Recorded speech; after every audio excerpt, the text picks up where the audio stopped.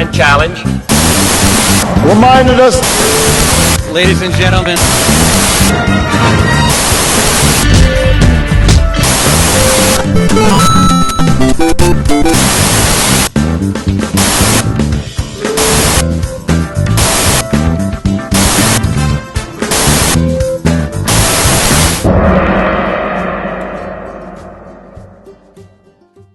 Bien, feliz jueves a todos. Esto es The Wise Man. Mi nombre es Manuel Callejas. Hoy vamos a retomar el tema del mezcal. Volverá a estar con nosotros Pavel Martínez, acompañado de su señor padre, y platicaremos más sobre esta bebida que es buena en las penas y en las alegrías también. Antes de nada, pues vamos a irnos con las noticias. Esta semana ha habido una serie de acontecimientos en la cultura pop interesantes. El primero de ellos es Debbie Harris, la vocalista de Blondie, aunque usted no lo crea, cumple 75 años. Cumplió 75 el 1 de julio. 75 años. Cuando yo escuché la edad de Debbie Harry, quedé atónito. Estoy enamorado de Debbie Harry desde finales de los años 70, cuando era yo un mozalbete, y escuchaba Corazón de Cristal o No es por aquí, no es por allá. Increíble. Debbie Harry fue Playmate en sus inicios de su carrera, a finales de los 60, principios de los 70. Después incursionó en la música y algo de actuación, hasta que decide incorporarse como vocalista de Blondie.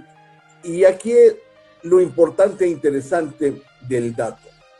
Blondie es un parteaguas importante, así como lo platicamos de Michael Jackson hace 8 días respecto a la importancia en la cultura pop de Michael Jackson.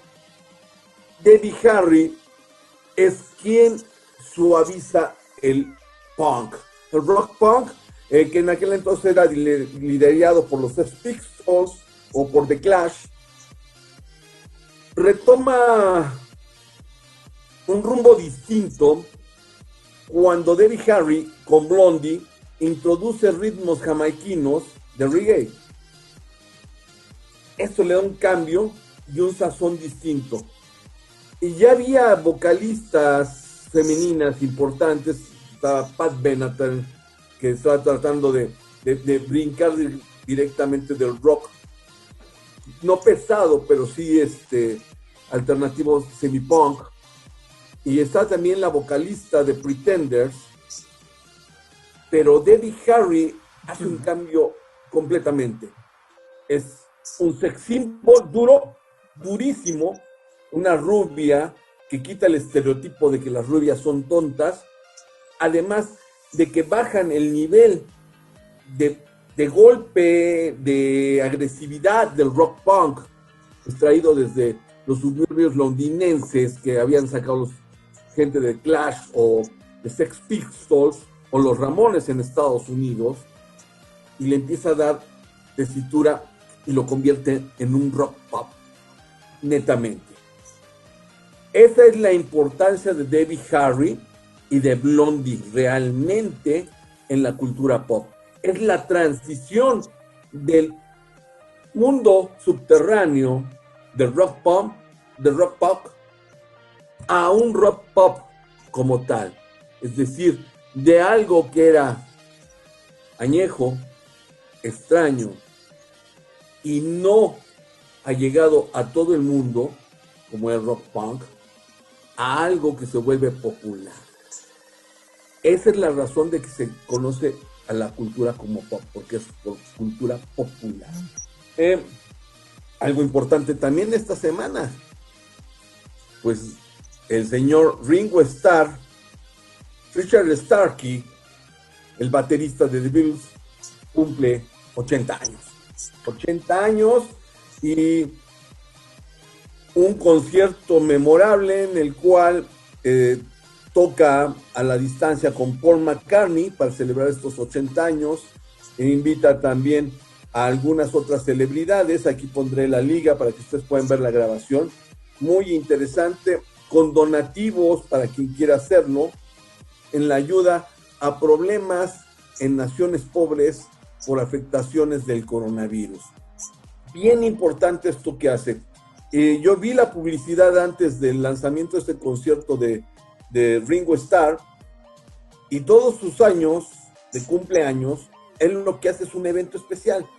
Ya sea un mitin político, ya sea una marcha, ya sea una tocada, ya sea un reventón. Es importante recalcar que Richard Starkey, o Ringo Starr, como quieran llamarle, es el último del cuarteto de Liverpool que se añade. Sí, él llega por azares del destino a audicionar con ellos porque el baterista se enferma. Y déjenme contarles algo. Ringo Starr no quería pertenecer a The Beatles. Él no le interesaba. Él trabajaba en otro grupo y él era músico de estudio. Él no quería ser miembro del cuarteto de Liverpool.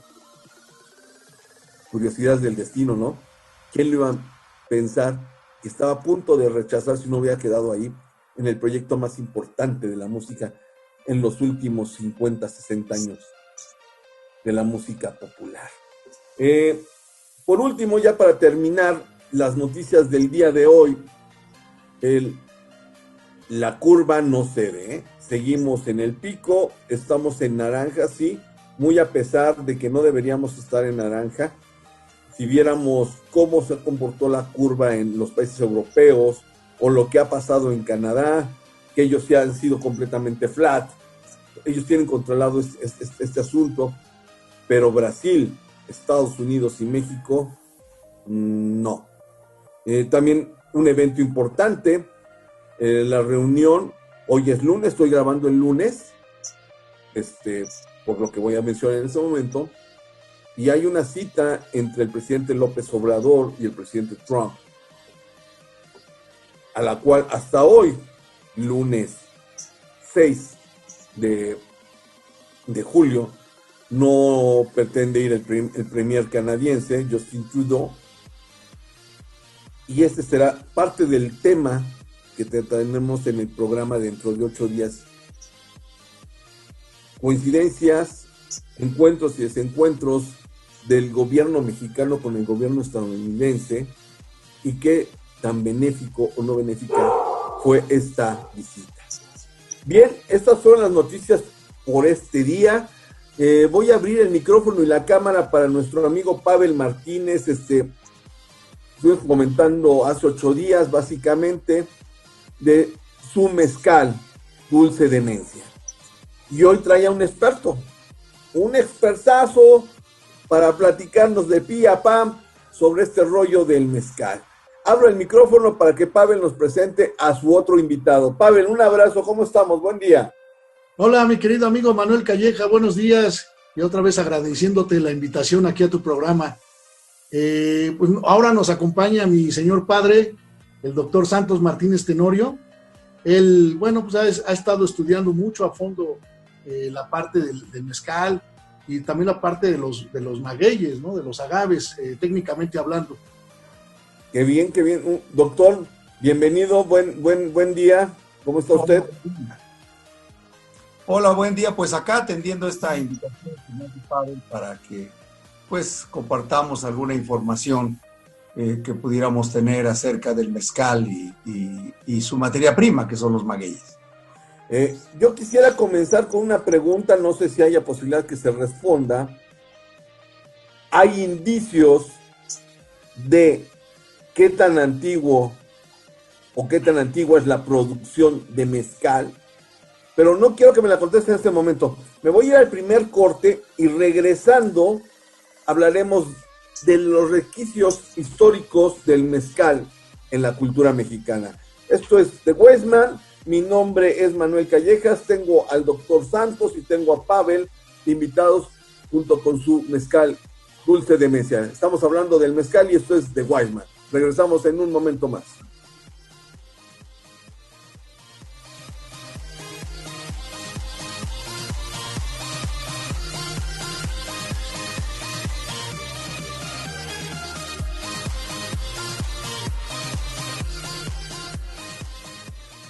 Bien, Esto es The Wise Man, mi nombre es Manuel Callejas, tengo de invitado a Pavel Martínez y a su señor padre, el doctor Santos. Estamos hablando de nuevo sobre mezcal. Y antes del corte, yo hice una pregunta al aire para ver si hay posibilidad de contestarla. ¿Qué tan antiguo es el mezcal? Es decir, ¿hay requisitos históricos de desde cuándo se produce el mezcal? Bien, para dar respuesta a esa pregunta, tenemos que hacer una diferenciación. Una cosa es el agave cocido, su consumo. Y esto pues hay evidencias de que, sobre todo en cuevas cercanas a Mitla, en donde hay restos de aprovechamiento para consumo humano de agave cocido, ¿sí?, de más o menos unos 10,000 años. O sea, el agave es una planta que ha estado ligada al desarrollo de las sociedades, ¿sí?, primeramente cazadoras-recolectoras y después ya sedentarias en el México prehispánico. O sea, el uso del agave cocido, del agave en aprovechamiento para alimento, pues es muy, muy añejo, ¿no? Prácticamente desde que surgieron los primeros grupos ya de cazadores-recolectores, conocían esa planta ya y empezaron a aprovecharla. Esa es una situación. Ahora bien, hay que entender que mezcal viene de vocablos, en este caso náhuatl, que es mezcali, que quiere decir agave tatemado, agave cocido, maguey cocido. Eso quiere decir mezcal, ¿no? Por eso en algunas regiones cuando hablan de sus mezcales, no propiamente hablan de la bebida, sino hablan de magueyes, ¿sí? Okay. El aprovechamiento como planta es muy remoto, ¿sí? Es muy remoto y ahora bien, ya como un destilado, pues hay ciertas evidencias que hacen prever, y hay alguna tendencia, algunas hipótesis por ahí, que ya había algún tipo de destilación, si así como con los frijoles, ya ve que se hace la cocción de los frijoles, se coloca arriba de la olla un recipiente con agua y se va provocando una condensación de esos vapores. Entonces decía que ellos, los pueblos prehispánicos, pues conocían ya este proceso de que se da este fenómeno físico, ¿sí? Y que pudieron haber aprovechado, ¿sí?, no en grandes cantidades, sino en pequeñas cantidades y con fines únicamente rituales. Esta es una hipótesis. Hay quien abona a favor de eso con ciertas evidencias, ¿sí? Pero bueno, esto es lo que hay polémica al respecto, aunque hay evidencias también sobre esta situación. Ahora bien, con relación ya propiamente ya en el México colonial, después de realizar la conquista, pues este destilado, los destilados sobre todo, eran muy importantes para la industria, sobre todo de la minería, la extracción, en donde se requería darles bebidas alcohólicas a los trabajadores que bajo cierto trabajo obligado, ¿sí?, esclavo o bien obligado bajo condiciones difíciles, pues se les facilitaba alcohol. Y la corona española permitió, porque la fabricación y la distribución de estas bebidas, de estos destilados, pues era derecho exclusivo de la metrópoli de España, y no permitía pues que se dieran este tipo de ventas, pero dio la autorización para que se produjera mezcal destilado aprovechando esta planta, ¿no? Y fue en la región del occidente de México donde se tienen indicios. La doctora Patricia Colunga tiene varios estudios al respecto, en donde plantea que ahí fue los primeros destiladores ya un poco más, con mayor volumen, y que ella plantea que vinieron precisamente de las Filipinas a través del comercio que se estableció, y esos destiladores, ¿sí?, porque se aprovechaba para sacar alcohol del jugo del aguamiel, por así decirlo, que se emanaba del coco, de la planta del coco. Entonces, en Filipinas, estos destiladores se usan para producir un alcohol, ¿sí?, de la savia del coco, ¿sí?, que también viene con cierta cantidad de azúcares, ¿no? Entonces, como ve, hay toda una tradición que se fue generando en el occidente de México y a partir de ahí se fue comercializando productos destilados, sobre todo a las zonas mineras, ¿sí?, del centro y norte del país. Perfecto, doctor. Yo conozco una leyenda que dice que las antiguas etnias mexicas platican que existe la leyenda de Mayahuel, que era una joven hermosa, que era la nieta de Cinzimicli, y que una noche se encuentran Mayahuel con Quetzalcóatl y empiezan a filtrar y llegan a hacer el amor. Y esto los convierte, al unirse los dos, en una planta, en un árbol bifurcado, el cual recibe el nombre de Cinzimicli, y que extrae de la tierra el néctar de la vida, y la flor que saca realmente es el maguey, la planta del maguey o el agave, y que por eso las bebidas tradicionales de México, como son el pulque, el tequila y el mezcal, realmente son bebidas de los dioses. Es decir, no solamente el pulque es la bebida de los dioses, sino que también el tequila y el mezcal. Y esto se encuentra perfectamente bien con lo que usted está platicando, doctor. Quisiera hacerle otra pregunta a ustedes dos.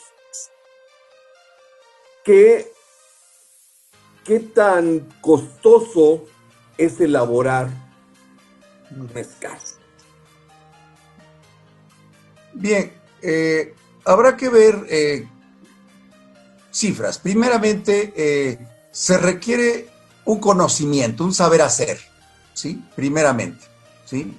Esto es, se requiere un maestro mezcalero, alguien que conozca la técnica. Esa es una primera situación, lo cual pues ya en sí tiene un valor, ¿sí? Bien, quizás no monetario así, pero sí se va a reflejar, ¿no?, en cierta medida.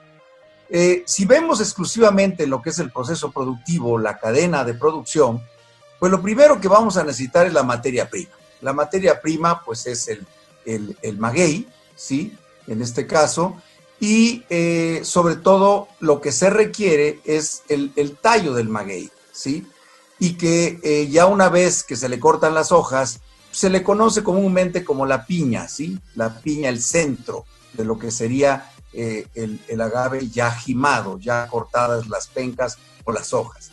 Esa parte que repito, se le conoce como piña, en el momento actual está el precio, para que tengamos y vayamos haciendo cifras, ¿sí?, debe de estar en los valles centrales de Oaxaca, para remitirnos a Oaxaca, que es donde se produce alrededor del 80% de todo el mezcal del país, debe de andar alrededor de los 14, 15 pesos el kilo de materia prima. Ahora bien, ¿cuánto se requiere para producir 1 litro, ¿sí?, de mezcal? Estamos hablando exclusivamente de agave angustifolia, o sea, de maguey espadín. ¿Sí? Más barato. Voy a dedicarme a otros, a ese, que también es la materia prima para el 85%, más o menos, 80-85% de todo el mezcal nacional, ¿sí? Podríamos hablar alrededor del 80%. Entonces, bien, si vamos a ver, aquí vamos a entrar en las formas en que se produce mezcal. Si entramos a nivel industrial, ¿sí?, se van a requerir entre 4.5 a 4.7 kilos de maguey, ¿sí?, de piña de maguey, para producir 1 litro. 1 litro de mezcal, más o menos a 50% de alcohol volumen, grados más, grados menos, ¿sí? Bien, si es así, entonces podemos ver aquí ya que si estamos en la categoría de mezcal, que lleva procesos pues más cercanos a lo industrial, podemos hablar ya aquí de aproximadamente unos 70 pesos, simplemente en materia prima. Ahora bien, si vemos la producción en la categoría de mezcal artesanal, aquí se van a requerir alrededor de 7.5 muy eficientes a 9-10 kilos para 1 litro. Entonces aquí ya podemos ver que nos está llevando a un costo bastante elevado, ¿sí? Por un litro de mezcal, ¿sí? Bien, ese es solamente en materia prima actualmente, a cómo está el precio que está. No, hay que señalar que ha habido momentos en donde el agave alcanzó precios de 40 centavos el kilo, 30 centavos el kilo, a los 15, 14, 15 pesos que está actualmente, para que veamos las grandes variaciones que ha tenido el precio de esta materia. Ese es un primer elemento. Segundo, la leña, ¿sí? La cantidad de leña que se requiere para hornear estas piñas, ¿sí? Ahí pues es otro costo que va a variar dependiendo el método que se siga para la cocción de estas piñas. Después de esto nos vamos ya a lo que es el proceso de molienda. Aquí pues también hay mano de obra, etcétera. Entonces, nos vamos después a agregar para el destilado, leña o gas, ¿sí? También ahí es otro costo, ¿sí? Y ya después de esto, bueno, pues todo el proceso, la mano de obra que lleva implícito. Si sumamos todo esto, y no digo los montos para cada uno de estas etapas, porque va a variar, va a depender del proceso, va a depender de la categoría de mezcal, en fin. Vamos a ver entonces que nos va a llegar un producto, ¿sí? Pues con un precio no bajo, ¿sí? Cuando a mí me ofrecen actualmente un mezcal el litro a 100 pesos, de entrada digo, no es mezcal. No es mezcal porque no uso como materia prima agave, porque simplemente sería incosteable, ¿sí? O sea, de por sí, el mezcal, por estos costos, pues llega al mercado no a precios bajos, ¿sí? Llega a precios, pues ya un poco más altos, ¿no? Entonces, con estos elementos que le doy, ya podemos ver de que, pues en sí, es un producto que no es no se puede competir con un ron, que tiene procesos industriales y azúcares que son mucho más baratos, ¿no? O bien vodkas que usan grano, ¿sí? Como en este caso trigo, ¿sí? U otros destilados que pueden llegar al mercado a precios mucho más bajos. El insumo es más caro, o sea, la piña del agave, en este caso, es el insumo se hace caro y por ende también por consecuencias climáticas de la tierra y de la cosecha, a veces hay inexistencia de producción y esto realmente, como usted dice, sí. encarece. Por ejemplo, ahorita lo que está refiriendo la prensa es de que el kilo de agave en Jalisco para tequila anda alrededor de los 30 pesos, ¿sí? Ahora bien, hay que destacar que la norma 070 para mezcal establece que para que sea mezcal debe ser 100% agave, 100% agave. Para tequila no, para tequila hay dos. Puede ser 49% de otras mieles de otros, de otro origen, ¿sí? Azúcares de otro origen y 51% de agave. De ahí que sea más dulce a veces el tequila, menos agavoso. No, tiene que ver aquí por el precio. El dulzor es otra situación. Ok. Me voy a ir a otro corte. Vamos a regresar de esto y quiero seguir comentando este punto y voy a contraponer. Vamos a tratar de ver quién gana en la disputa de qué es mejor, el tequila o el mezcal. Esto es de Wiseman. Soy Manuel Callejas. Tengo de invitado a Pavel Martínez y al señor padre, el doctor Santos. Y al frente de ellos, Dulce Demencia. Regresamos después de este corte.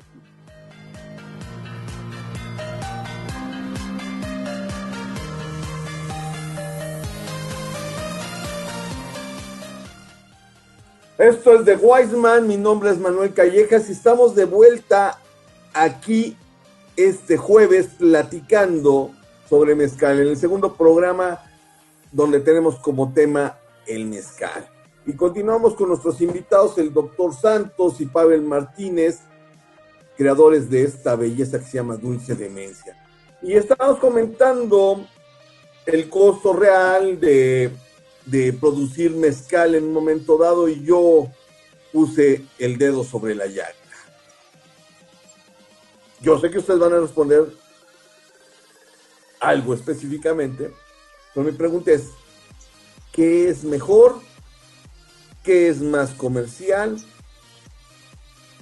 y pros y contras del tequila contra el mezcal o del mezcal contra el tequila. A ver, esta pregunta es para Pavel. Y pues mira, es muy buena pregunta. Tienen un origen similar, eso sí. ¿Qué es mejor? No podría yo decir cuál es mejor, si el mezcal o el tequila. Son cosas diferentes, aunque tienen un mismo origen. Normas diferentes y tiene características específicas cada uno. Yo creo que yo sería mucho el gusto de las personas. Las dos son bebidas tradicionales mexicanas que representan pues el espíritu de México. Uh-huh.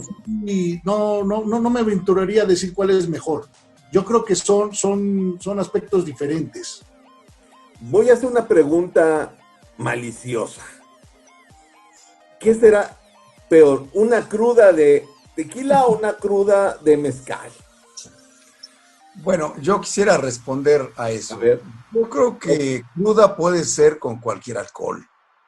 La cruda, o lo sabemos bien, pues hay un problema aquí de deshidratación a nivel del músculo cerebral, ¿sí?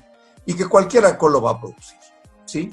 Ahora bien, si es una bebida que está producida bajo norma, como un buen tequila, un buen mezcal, pues va a depender, en este caso, del volumen que yo ingiera. Va a estar directamente relacionado, ¿no? Como dice por ahí uno de los místicos del mezcal, el maestro Ulises Torrentera, ¿no?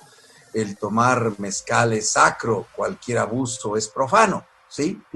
Como profano, pues trae su castigo, ¿no?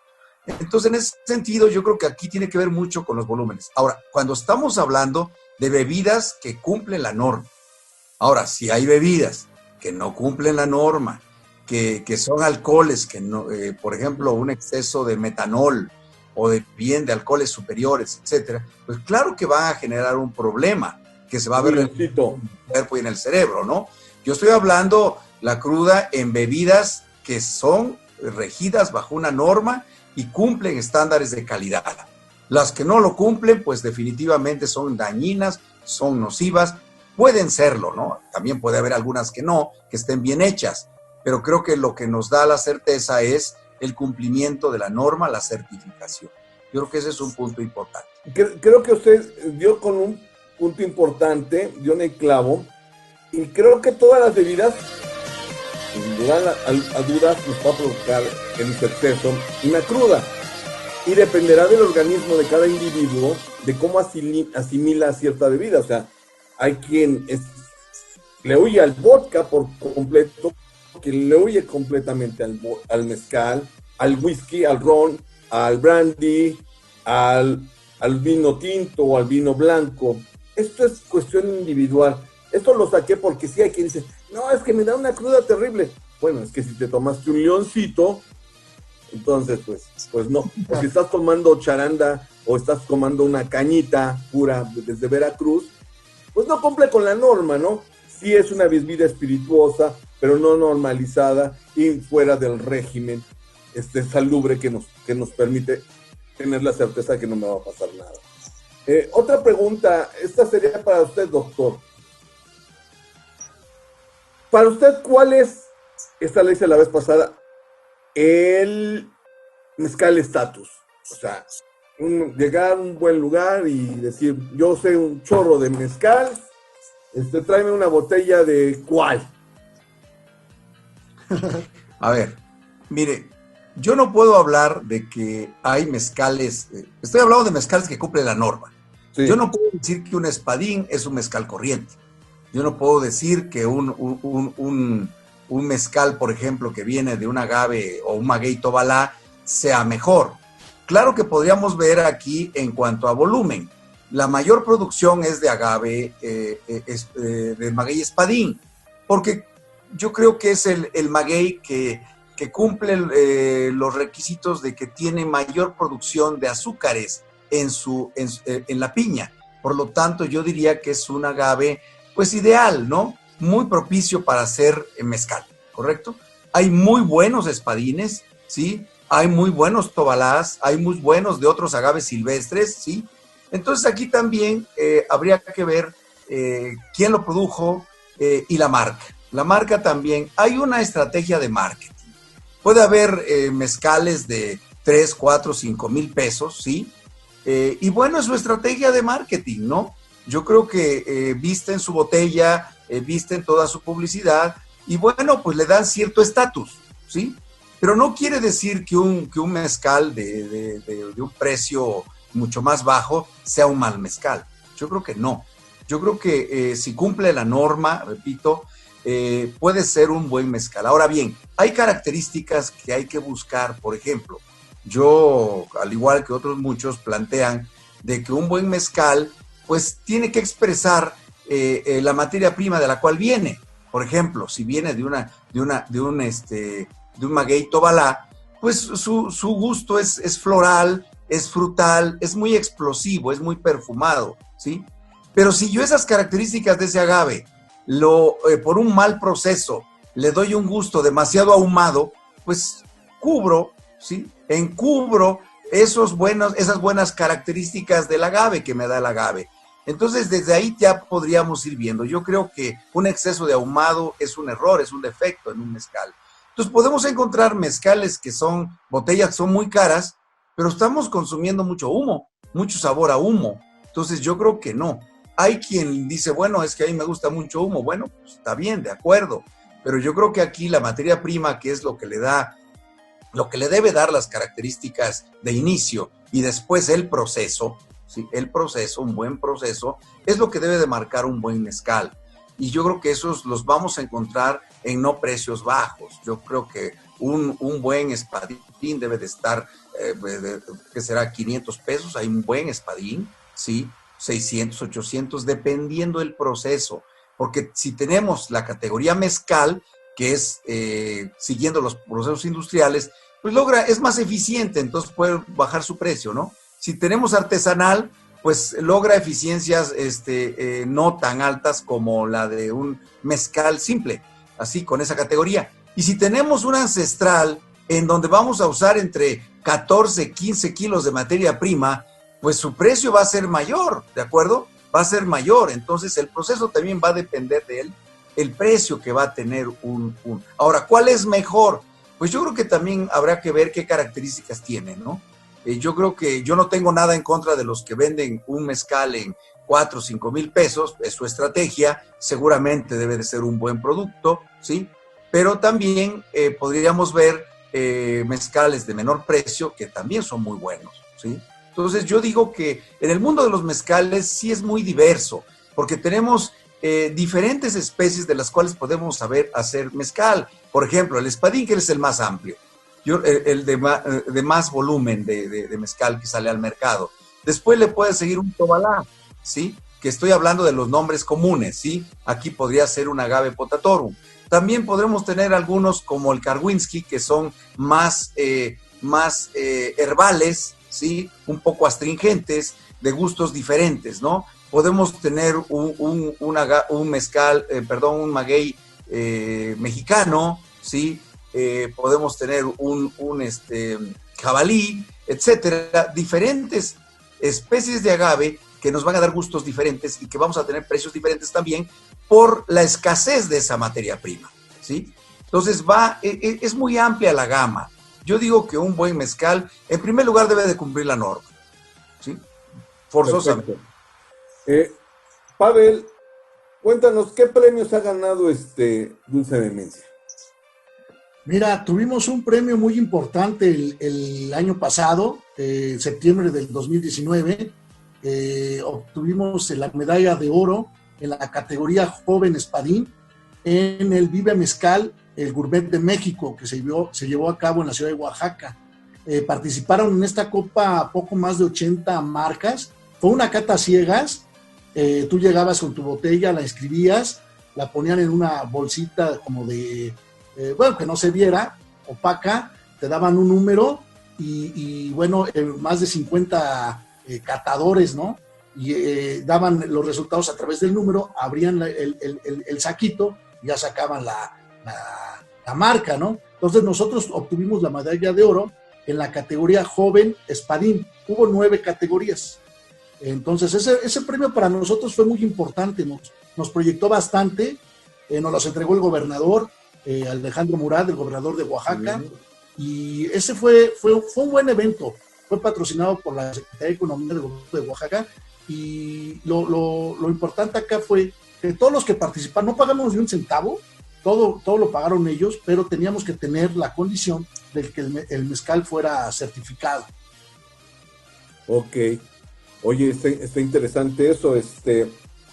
¿Sabías que la norma, creo que la norma del mezcal es la NOM 070 SFI 2016, si no mal recuerdo? Sí. Es esa. ¿Sabes quién la hizo? La hizo un amigo de Texcocano. Ah, caray. El buen Alberto Esteban Marina, amigo que ya estuvo aquí una vez aquí en The Wiseman, estuvimos platicando de cuestiones de corrupción. Él creó la norma. Fíjate qué curioso, ¿no? Yo quería tenerlo hoy en el programa, desgraciadamente por cuestiones de agenda laboral no pudo estar, pero él crea la norma. Y también participó en la creación de la norma para el tequila, que es la NOM 006 SFI 2012. Así es. Esa norma es de 1974, me parece, la del tequila, creo, que fue cuando se creó también el Consejo Regular, la denominación de origen. Exactamente. Y la del mezcal fue en 1994, o sea, es relativamente más, bueno, es relativamente reciente. Sí, por así decirlo. fue actualizada y publicada el pasado 23 de febrero del 2017. Exacto, exactamente. Y me compartía, por ejemplo, que hay 4 organismos reguladores o certificadores del mezcal. Uno es el CRM, otro es CMX, el CIDAM y el PANFAP. Decía, cuando quieran probar buen mezcal, tendrá que estar certificado por cualquiera de ellos, bajo la norma, la NOM mexicana, que tuvo a bien elaborar nuestro buen amigo Beto Marina. Qué curioso, ¿no? O sea, y yo fíjate que esto es algo que voy a comentar, ahora es un chiste muy local, pero a donde quiera que vas siempre encuentras un texcocano. Yo tengo un chorro de anécdotas de estar en miles de partes, en varios países, y siempre sale a boca de alguien que tiene que ver con Texcoco, fíjate. Y ahora, sin lugar a dudas, en este tema tuvo que salir el buen Beto Marina. Bueno, otra pregunta que quisiera hacer ya casi para estar cerrando el programa. ¿Cómo o con qué hago un buen maridaje de mezcal? ¿Con qué tipo de alimento ustedes lo proponen? Bien, yo creo que va a depender también el tipo de el mezcal que yo quiera. Por ejemplo, un espadín joven, ¿sí? Y también el porcentaje de alcohol volumen que tenga. Si, por ejemplo, tengo un porcentaje de 45, 50, pues es demasiado, es bastante fuerte. Y si yo tengo, por ejemplo, un platillo de un gusto muy suave, por ejemplo, a las finas hierbas, un pescado, una carne blanca, ¿sí? Un ave, de sabores muy, muy, muy suaves, pues no voy a maridarlo hacer un maridaje con un mezcal de una alta graduación, ¿sí? Yo creo que en este caso, pues eso se llevaría una alta graduación con carnes asadas, la comida mexicana, que es demasiado condimentada, mucha de ella. Creo que con eso se puede llevar un mezcal de una gradación mucho más alta, ¿no? Graduaciones bajas, en este caso, como el mezcal dulce de mencia, creo que puede llevarse con todo, porque va a expresar el gusto o el sabor de todos los platillos, ¿no? Porque es por su graduación baja, ¿no? En ese sentido. Yo creo que si es muy suave, yo diría que en todo caso, pues fuera con algún tipo mezclado, algún tipo de cóctel, ¿no? Que pudiera mezclarse así, ¿no? Sobre todo. Pero creo que mezcal puede llevarse con cualquier tipo de comida, también dependiendo el porcentaje de alcohol volumen, ¿sí? Y claro, los gustos y preferencias que haya, ¿no? Al respecto. Perfecto. Bueno, pues de nuevo se fue rapidísimo esto, fue muy interesante la plática. Doctor, le quiero agradecer todo ese conocimiento, toda esa sapiencia alrededor de esta bebida de los dioses. Él narra la historia que el primer mezcal tatemado fue porque cayó un rayo y por eso es la bebida de los dioses, la bebida del fuego, la bebida que une al cielo, a la tierra y al agua. Pavel, mi hermano, ya sabes cuánto te estimamos, hay que darle duro con esto de Dulce Demencia. Dulce Demencia lo encuentran en 203, que ya pronto estaremos de regreso por ahí. Estamos ahorita en naranja. Próximamente yo creo que va a haber anuncios de regreso a actividad de muchísimos de los lugares donde podíamos departir antes de la pandemia. Ahí tienes el gusto de encontrar Dulce Demencia, como en algunos otros lugares. Pavel, doctor, muchas gracias. Gracias. Esto es de Weissman. Gracias. Esto es de Weissman, Manuel Callejas. Nos vemos dentro de 8 días. Y un abrazo de nuevo y muchas gracias. Cuídense, la pandemia sigue. Gracias a ustedes.